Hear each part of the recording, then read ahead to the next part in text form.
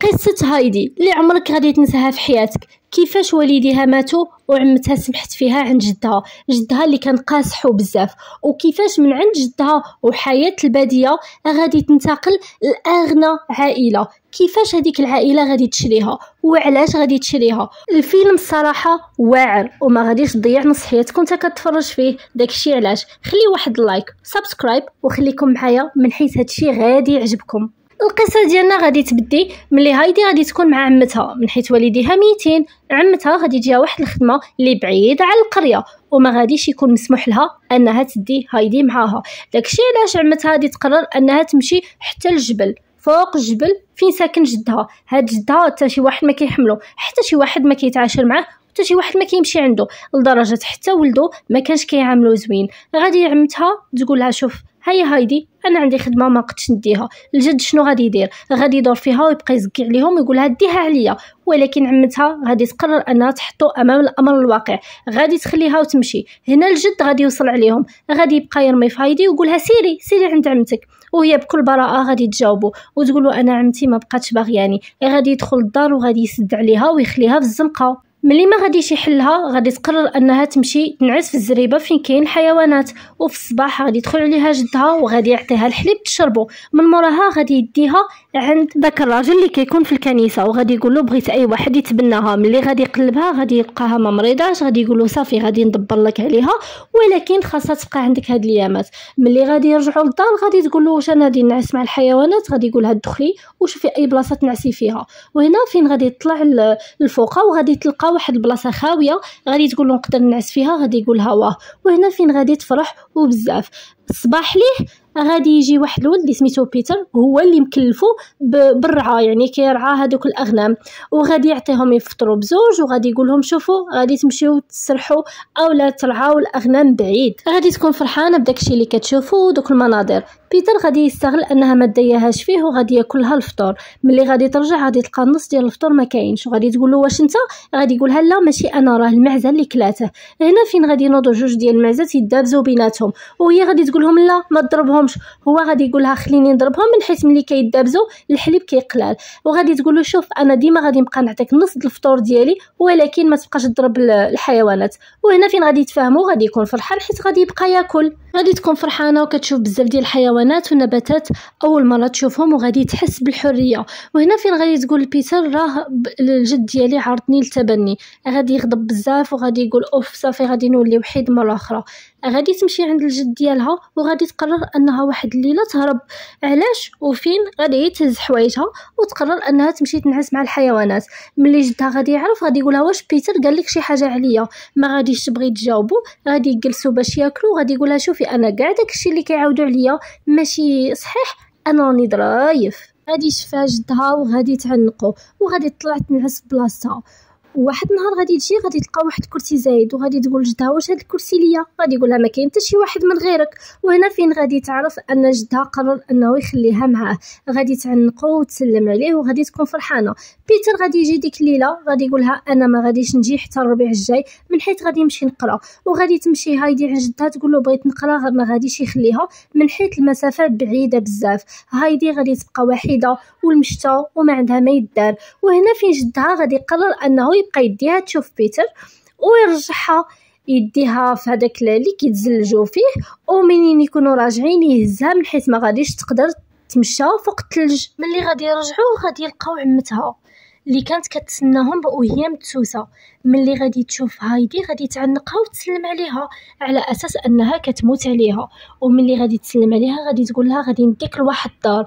هايدي غادي تصدم من حيت بيان سور ما غاديش تبغي تمشي وتخلي جدها، ولكن غادي تديها بالسيف عليها. غادي تقول لها راهم اغنياء وباغيين شي وحده اللي تربى مع بنتهم، وغادي تقراي وتبقاي تلبسي مزيان، يعني غادي يتهلاو فيها. واصلا جدها ما باغيهاش. غادي تيقها وغادي تمشي معاها، غادي يركبوا القطار وغادي تبقى تشوف في الجبل وكتودع دار جدها.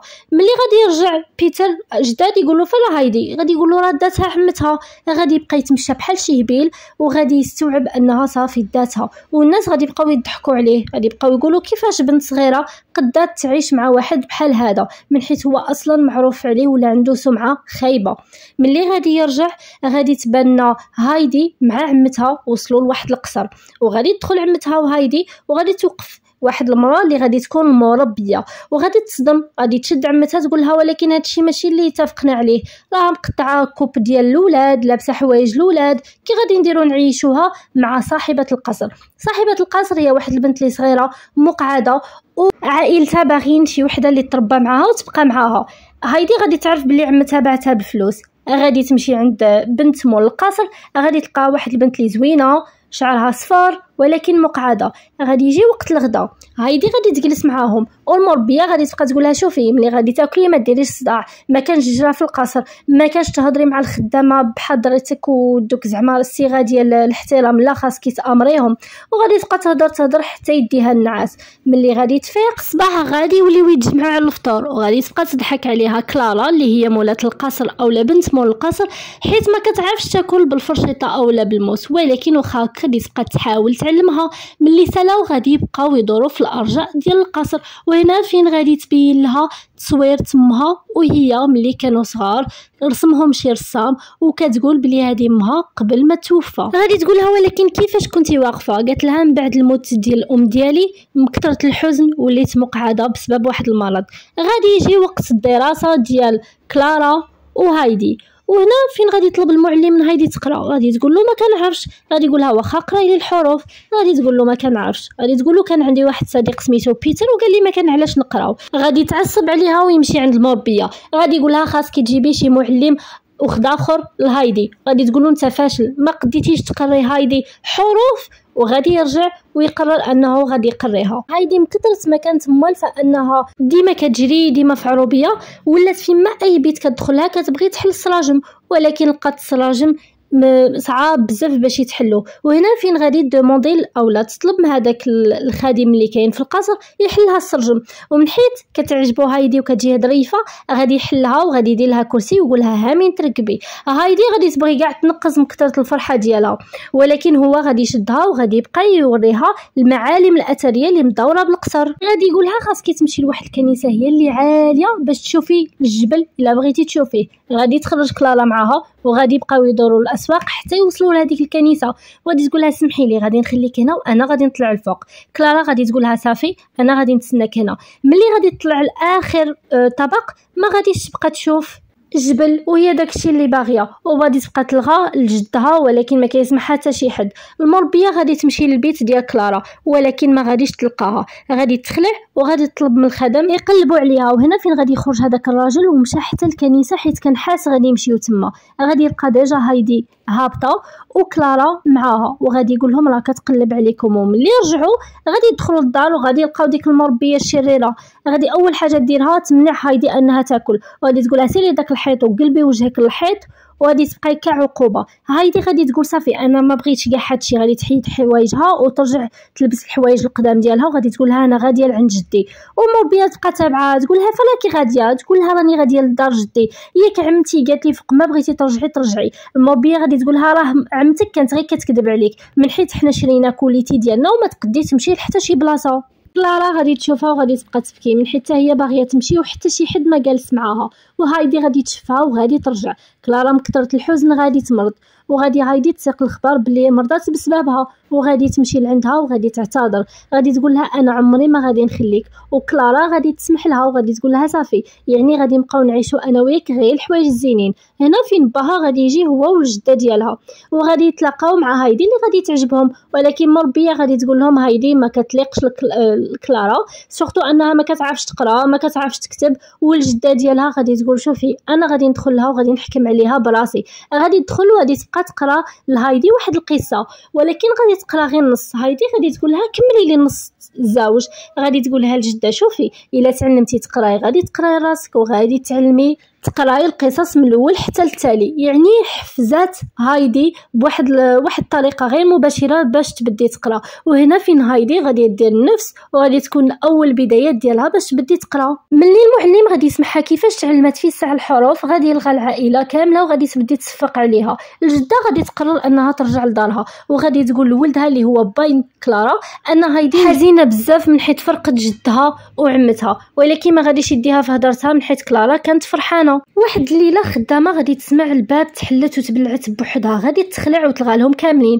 ومن الغدا ليه ملي غادي ينوض اب ديال كلارا غادي يقول لهم لا ما كاينيش اصلا الاشباح، ولكن غادي يجيب واحد الطبيب اللي غادي يقصر معاهم باش يشوف واش نيشان كاينه شي حاجه ولا لا. في الليل غادي يسمعوا الباب تحل وغادي يهزوا داك المسدس ديالهم، وملي غادي يمشيو غادي يلقاو غير هايدي ناعسه وكتمشى ضربها حمار الليل، وغادي تسناوها حتى ترجع الناموسيه ديالها وغادي ينوضها.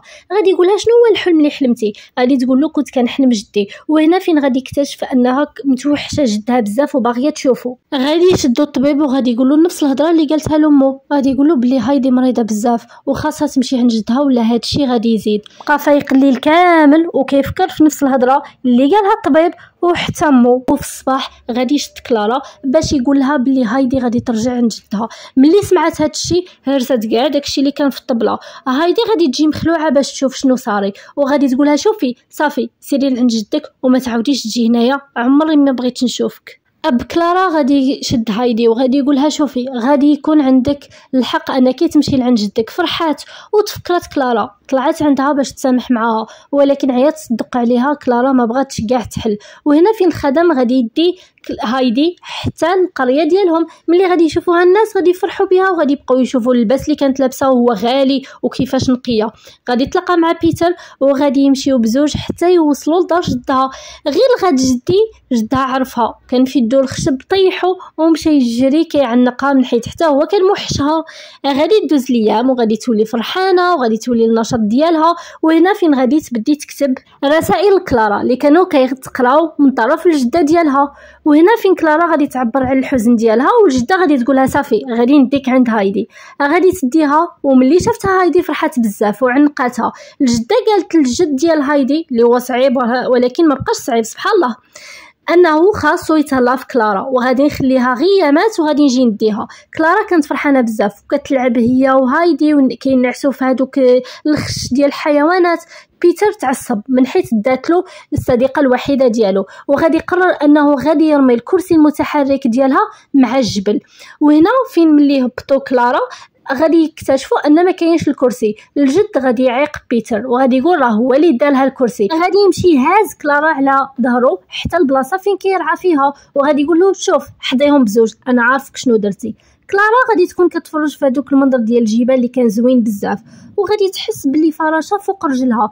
نورمالمون هي ما كتحسش برجليها، يعني هذاك الاحساس كان جديد عليها، وغادي تقول اجي نحرك صباعي وغادي يتحركوا. وهنا فين غادي تحاول انها تمشى، وملي غادي توقف غادي تقدر توقف وغادي تقدر تمشى. وغادي تشوفها هايدي اللي فرحت بزاف. غادي يبقاو النهار كامل وهما كيعاونوها هايدي وبيتر باش تمشى وتقدر تجري بحالهم ودير كاع داكشي اللي كيديروا هما. ملي غادي يجي الاب ديالها غادي يكون معصب بزاف من حيت غادي يعرف بلي مو داتلو كلارا في هذيك العروبيه، ولكن ملي غادي يشوفوها واقفه غادي يفرحوا لدرجه انهم غادي يجيهم البكا من حيت عمرهم ظنوا ان كلارا غادي تولي توقف. الجد وهايدي غادي يكونوا فرحانين وغادي يسلموا على كلارا اللي غادي تولي القصر ديالها وتكمل حياتها. وهايدي حتى هي غادي تكمل حياتها مع الجد ديالها اللي غادي يدخلها تقرا، وبسبب القرايه اللي قراتها غادي تعلم انها تولي كاتبه قصص، وهذه هي النهايه.